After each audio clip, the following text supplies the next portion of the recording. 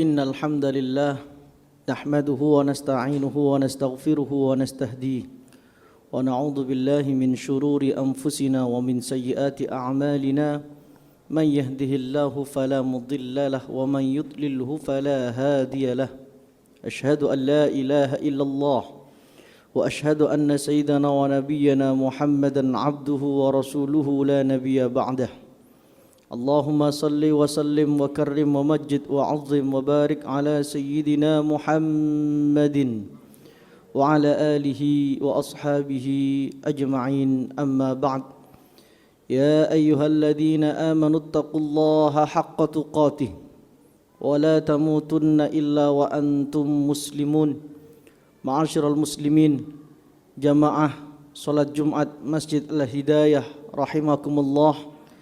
Marilah waktu yang mulia ini kita gunakan untuk meningkatkan kualitas takwa kita ke hadirat Allah Subhanahu wa taala. Kita pegang teguh keimanan kita dan jangan sampai kita meninggal dunia di luar kalimat la ilaha illallah Muhammadur Rasulullah.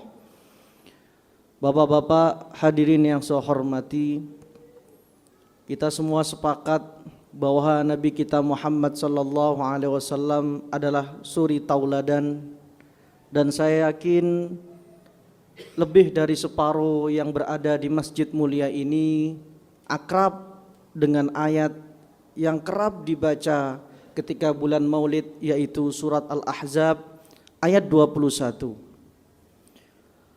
Laqad kana lakum fi Rasulillahi uswatun hasanah liman kana yarjullaha wal yawmal akhir wa dzakarallaha katsira.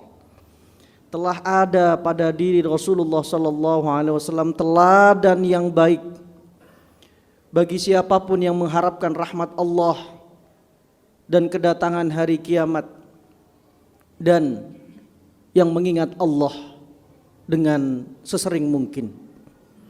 Hadirin, ayat tentang teladan baik dari Rasulullah sallallahu alaihi wasallam ternyata berada di tengah-tengah ayat tentang peperangan.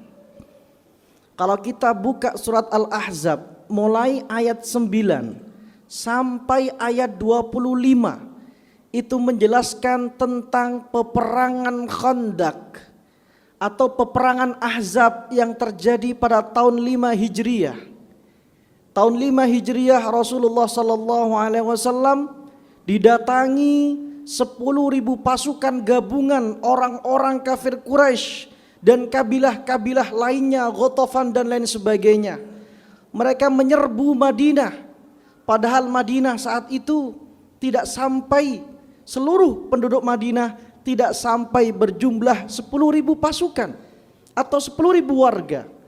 Tentu kita bisa pastikan negara atau daerah yang penduduknya tidak sampai 10.000 lalu didatangi dengan pasukan bersenjata lengkap 10.000, pasti daerah tersebut hancur dan porak-poranda.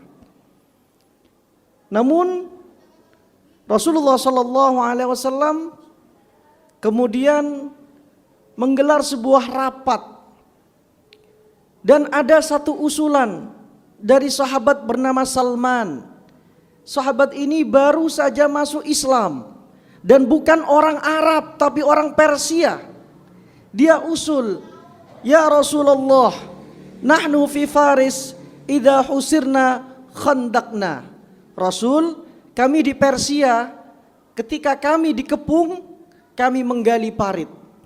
Dan usulan itu diterima oleh Rasulullah sallallahu alaihi wasallam.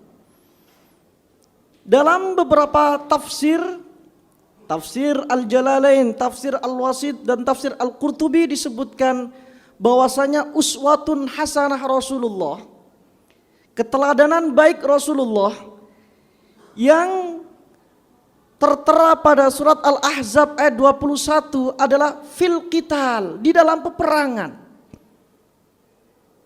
Sehingga kita fahami para hadirin, jikalau dalam peperangan saja Rasulullah bisa menjadi suri tauladan kita, tentu di luar peperangan akan banyak suri tauladan yang telah dicontohkan oleh Rasulullah sallallahu alaihi wasallam kepada kita.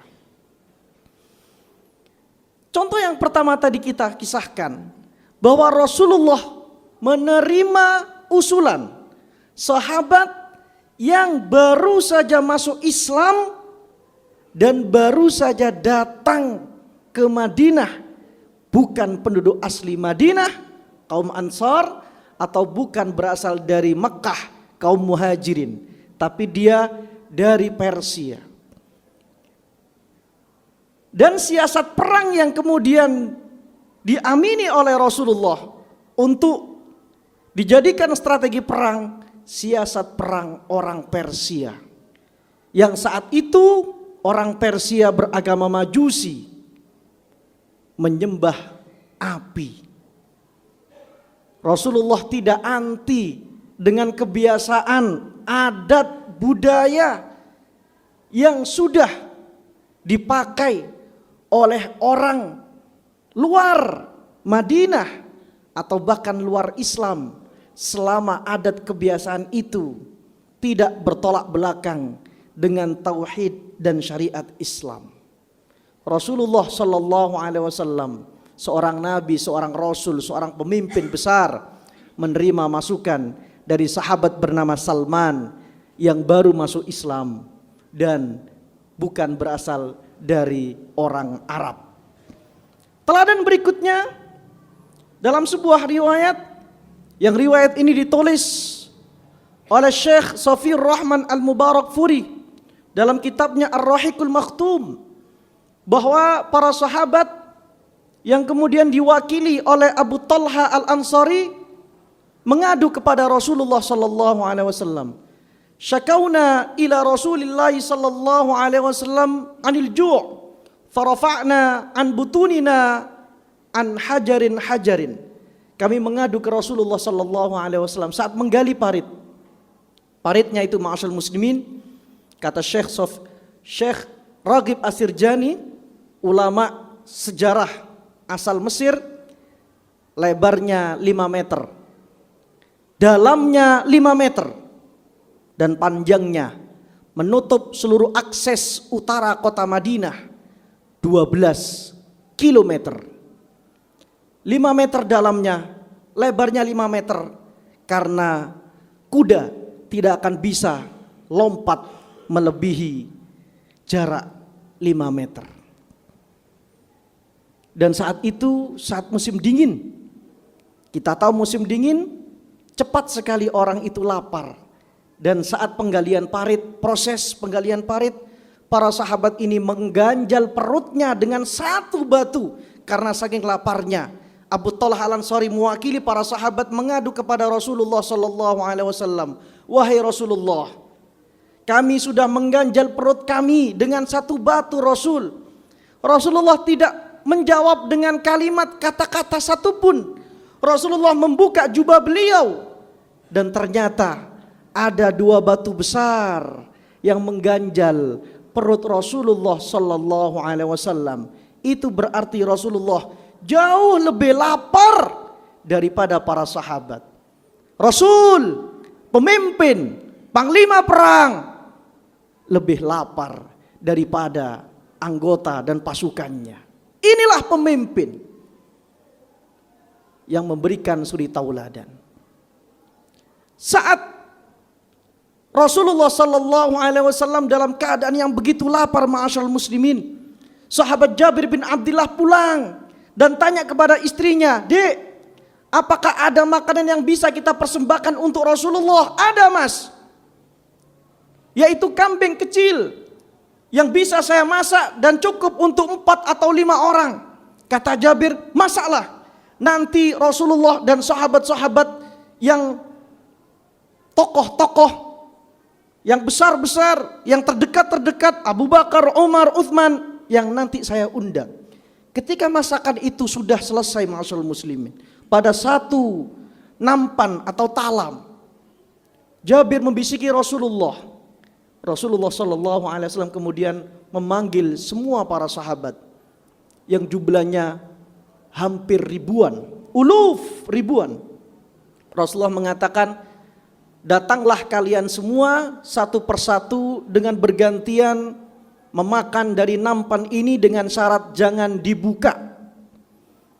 Mukjizat Rasulullah sallallahu alaihi wasallam muncul dan makanan itu dimakan oleh ribuan para sahabat, semuanya kenyang. Rasulullah sallallahu alaihi wasallam setelah para sahabat semuanya itu memakan makanan tersebut, baru Rasulullah sallallahu alaihi wasallam membuka penutup nampan itu, Rasulullah makan yang terakhir. Laqad kana lakum fi Rasulillahi uswatun hasanah. Apakah cukup seperti itu? Tidak. Rasulullah ikut menggali parit. Rasulullah berkeringat-keringat. Rasulullah berdebu-debu. Rasulullah berletih-letih. Tidak kemudian Rasulullah hanya mengomando, ayo gali situ, gali sini. Tidak. Rasulullah ikut turun.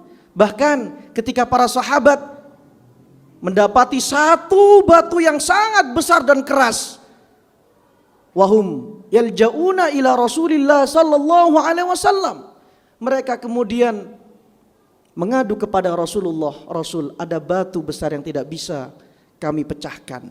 Rasulullah turun dengan 3 kali pukulan, batu itu remuk dan parit bisa kemudian diteruskan proses penggaliannya. Laqad kana lakum fi Rasulillahi uswatun hasanah. Jikalau Rasulullah sallallahu alaihi wasallam saat peperangan saja itu bisa, ma'asyiral muslimin, dijadikan suri tauladan, tentu di luar peperangan akan banyak potret-potret kehidupan Rasulullah sallallahu alaihi wasallam yang menyentuh hati kita semua, yang bisa kita jadikan suri tauladan, role model dalam kehidupan kita.